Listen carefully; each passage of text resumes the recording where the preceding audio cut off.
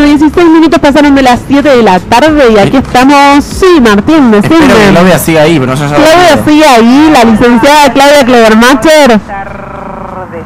Buenas tardes, ¿cómo te trata la semana, Claudia? Me trata fantásticamente bien, con mucha humedad, pero muy bien.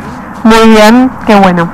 ¿Crees que el buen humor salva a todos? O sea, que con una buena cara...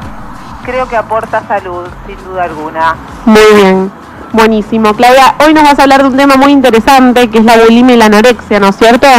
Sí, un tema bastante complejo, complicado, triste y un problema que hay que abordar. Una realidad bastante palpable, sobre todo en una población considerada de riesgo, que es la población adolescente. Sí. Que la podemos tomar desde los 12 años hasta a veces 20 y pico, 30 años, inclusive. ¿De qué depende? En realidad la bulimia y la anorexia la vamos a considerar un trastorno de la alimentación, del mismo modo que lo puede ser la obesidad, pero digamos que tiene algunas otras consecuencias. La obesidad muchas veces depende, digamos, de rasgos genéticos, de cierta predisposición y de hábitos alimentarios en la familia y demás. No del mismo modo la bulimia y la anorexia, que podríamos decir que en algún punto es una elección, entre comillas, de la persona, del sujeto, que decide hacer determinadas cosas e ir en contra de la naturaleza, ¿sí? Sí, exactamente. En muchos casos se presenta mixto, digamos, no es tan claro que alguien es anoréxico y otro es bulímico. Muchas veces hay oscilaciones entre episodios bulímicos y episodios anoréxicos en una misma persona. ¿Hay gente que sea anoréxica pero que no sepa que es anoréxica? No. ¿No? No. O sea, uno cuando es anoréxico, uno sabe que lo que está haciendo es de anoréxico, o sea, tiene la enfermedad. Digamos, sabe que lo que está, no sabe que tiene un nombre, tal vez, es probable que no sepa que se llama anorexia, que se estudia, que hay gente que lo puede ayudar. Existe la negación también, ¿no? Exacto, digamos, pero evidentemente lo que sí siente es que tiene un problema, que se siente, que en general hay ciertas cuestiones que tienen que ver con la anorexia, que es un trastorno, digamos, del esquema corporal. Digamos, se ve una persona que está delgada o que es normal, se ve espantosamente gorda, no, digamos, tiene una percepción distorsionada de su peso, de su tamaño, de la figura de su cuerpo, tiene un terror, un pánico tremendo a aumentar de peso o a engordar. En las mujeres se diagnostica anorexia cuando ya hay ausencia de ciclos menstruales, cuando la chica ya directamente no tiene la grasa suficiente como para generar la menstruación.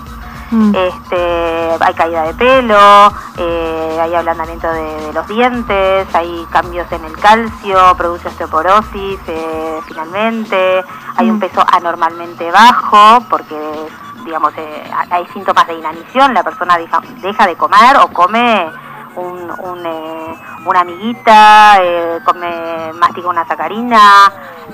Tiene que ver mucho la sociedad, ¿no? El círculo, digamos, donde se mueve esa persona. Sí, digamos que la cultura obviamente es un factor de presión, claramente, pero no todos, todos vivimos en esta cultura y no todos decidimos o padecemos de anorexia nerviosa, ¿sí?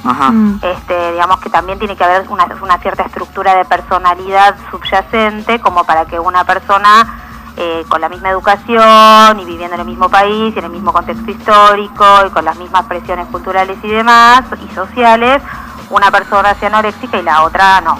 Claudia, y se suele decir que generalmente sufren de anorexia las mujeres, también es una enfermedad que la tienen los hombres, ¿no? Es cierto. Si bien hasta hace poco los porcentajes eran mucho mayores los de las mujeres, tanto en bulimia como en anorexia, a lo largo de los últimos años han crecido los porcentajes y las estadísticas de los varones que padecen también de esta problemática. Es grave, la realidad es que es grave, no es una circunstancia menor, no es algo que uno puede dejar pasar, porque hay gente que se puede morir de anorexia, hay gente que hay que internarla, digamos, que se deja morir, ¿no? Realmente. Porque uno se pone muy débil, ¿o no? Se debilitan, hay ciertas funciones del organismo que ya no funcionan, y y bueno, hay desmayos, bueno, sí. ¿Y cómo podríamos nosotros, si tenemos a alguien cercano que sufre de la anorexia o de la bulimia, o tal vez los oyentes, cómo se puede hacer para ayudar a estas personas? Hay muchos centros, hay un centro, bueno, hay hospitales, hay centros hay especializados en trastornos de la alimentación, como por ejemplo Aluba. Está el Hospital Ameguino, que también trabaja con trastornos de la alimentación y trabaja muy bien, que está en Córdoba y Agüero. Y en general en los hospitales y los médicos saben de estas cuestiones. En general se aborda desde un equipo interdisciplinario, tanto un psiquiatra como un psicólogo, como un médico nutricionista. Nunca se aborda esta temática de a uno, se arman equipos para poder ayudar a la persona a que de a poquito, no es algo sencillo, vuelva, digamos, se recupere, ¿sí? No. La bulimia es distinto. Bueno, sabemos que las anoréxicas o los anoréxicos se producen apenas comen, hacen ejercicio abusivo, uso de laxantes, diuréticos, combinan las tres cosas, o inmediatamente que sienten que comieron un poquitito de más, que un poquitito de más puede ser una feta de queso, lo vomitan porque no soportan sentir el alimento en el cuerpo.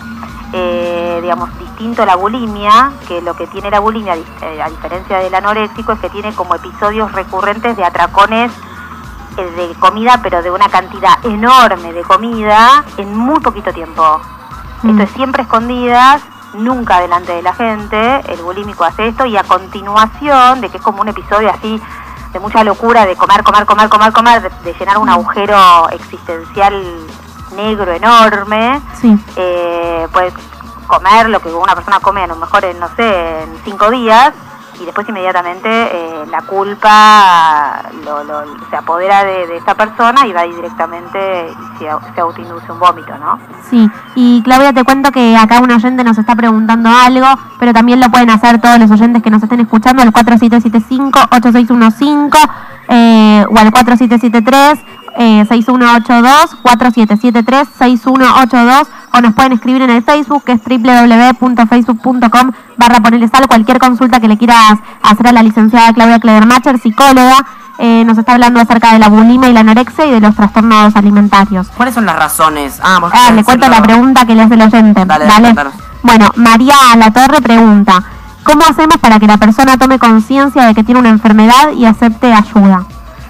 Bueno, es difícil porque, bueno, como vos justamente, Carolina, hablabas de algo que se llama la negación, ¿no es cierto? Que es un mecanismo que tenemos los seres humanos para alejar de nuestra conciencia todo aquello que nos resulta molesto.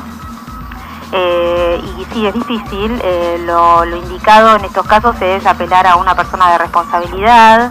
Eventualmente, digamos, es un caso que sabemos que puede conllevar la vida de esta persona, con lo cual es necesario, primero, obviamente, hablar con la persona, acercarle material, decirle que esto existe, que le pasa a otra gente, que hay material bibliográfico, que es grave, que tiene consecuencias. Pero ¿cómo se lo darías? Por ejemplo, si es una amiga tuya, ¿qué te acercás y le decís, estás hablando de cualquier otra cosa y le encajás un libro con todo el material? Estoy segura de que esa persona realmente, no sé, pesa 35 kilos, 38 kilos, se desmaya, o es una persona que cada vez que comemos desaparece misteriosamente y se va al baño y vomita, y sé que vomita. La invito, digamos, me acerco a la computadora, le digo que sé lo que le pasa, que la quiero ayudar, le acerco material, la invito a leer juntas, le digo que puedo ayudar, de hablar con sus padres, si no me lo permite. Es muy difícil, en verdad, una persona que es menor de edad. La puedo invitar a hablar con alguien que está capacitado, o hacer consultas online privadas con gente de la salud.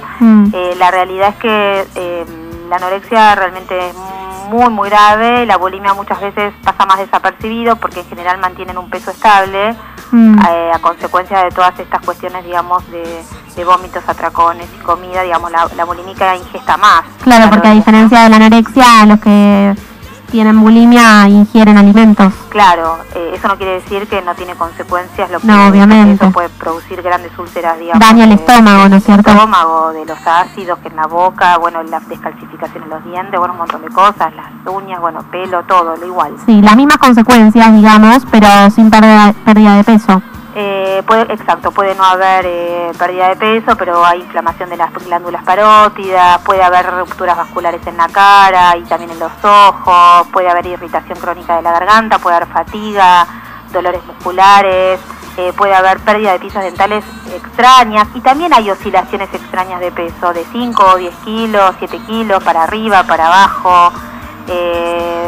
En fin, se puede visualizar y sobre todo se observan las conductas extrañas, esta cosa de no comer nunca en público nada, desapariciones extrañas al baño, ¿no? Estas cosas así. Claro, raras. y muchas veces se sienten distintos y por eso no quieren expresar lo que les pasa. Sienten que tal vez al decirlo van a ser marginados. Sí, les da mucha vergüenza, muchísima, y además no se sienten atractivos, muchas veces se tapan porque no son conscientes de su verdadero esquema corporal, entonces se ven gordos, no se quieren mostrar, les da pudor, les da ¿Cuáles son vergüenza. las Son muy felices. las principales razones? ¿Cuáles son para que una persona se vuelva anorexia? No sé. ¿Cómo una persona puede entrar en este tipo de patologías? Y es multifactorial, digamos. Tiene que haber, evidentemente, ciertos rasgos de carácter, de obsesividad, de perfección. En muchos casos se observan madres muy exigentes. ¿Es algo que aparece de repente por uno mismo o por una presión familiar o social? O sea, digamos, de amigos o... Digamos, nosotros estamos inmersos en una cultura que presiona desde chiquititos, desde las imágenes, mensajes no dichos, publicidades, fotos, modelos que pesan 40 kilos y que miden 1,75 y que a lo mejor también son anoréxicas, que se la pasan fumando y comiendo lechuga y desmayándose también. Es permanente, los mensajes a uno le van entrando desde que nació. Sí. Las madres que alimentan a sus hijos y que no quieren engordar o que quieren adelgazar muy rápido, digamos, es constante, digamos. Ahí y Claudia, una pregunta, ¿qué sucede cuando los padres no pueden ayudar al hijo o la hija? Y tienen que pedir ayuda. En realidad, con la ayuda de los padres no alcanza. En estos casos es necesaria la intervención de la ayuda profesional, ¿no? De la salud, médicos, psicólogos y psiquiatras, junto con los padres, y la contención de la familia es fundamental para que estos chicos, estas chicas, salgan de esta locura que realmente los hace sufrir muchísimo. Sí, pero por lo general los menores de edad, obviamente, para llegar a un psicólogo o a un médico tienen que pasar a través de los padres y muchas veces los padres no los pueden ayudar. ¿Qué se hace ante Los padres deben poder ayudarlos, primero... No tomarlo como algo personal, ¿no es cierto? Porque muchas veces creen que es por culpa de ellos y que es una vergüenza tener una hija así o un hijo así. Sí, bueno, eso es un tema que después lo tienen que trabajar en la terapia de la familia, digamos. Nadie tiene la culpa de nada, lo importante es ayudar a la persona que está inmersa en esta problemática y eso es lo urgente. Después se trabajarán otras cuestiones vinculadas a las culpas, a las responsabilidades. No hay culpables, sí, lo cierto es que no hay culpables, pero hay que sacar rápido a esta persona. Lleva tiempo, es un proceso largo. Perfecto, entonces, en resumen, ¿qué tendría que hacer una persona que está sufriendo de anorexia o bulimia? Y tal vez ya lo sabe, obviamente, porque dijiste que todos los que lo padecen lo saben. Sienten que les pasa algo y que hacen cosas que no están bien, que son cosas raras, que no son cosas que hacen todos los demás. Los pasos a seguir, el principal es consultar con un psicólogo o con un médico. Hablar con los padres. El menor tiene que hablar con sus padres, le tiene que decir lo que le pasa y a continuación los padres son los que tienen que llamar a un psicólogo, a un médico, al consultar con el pediatra va a saber perfectamente lo que tiene que hacer y a partir de ahí se pone en marcha rápidamente la cadena. Perfecto. Bueno, Claudia, te agradecemos muchísimo. Recordemos que Claudia Kleidermacher es la psicóloga de Ponele Sal y de muchas personas más, ¿no es cierto? Bueno, próximamente te tendremos nuevamente aquí en Ponele Sal. Bueno, muchísimas gracias, Claudia. Gracias a ustedes. Chao. Un gusto. Hasta luego. Gente con hambre y voz de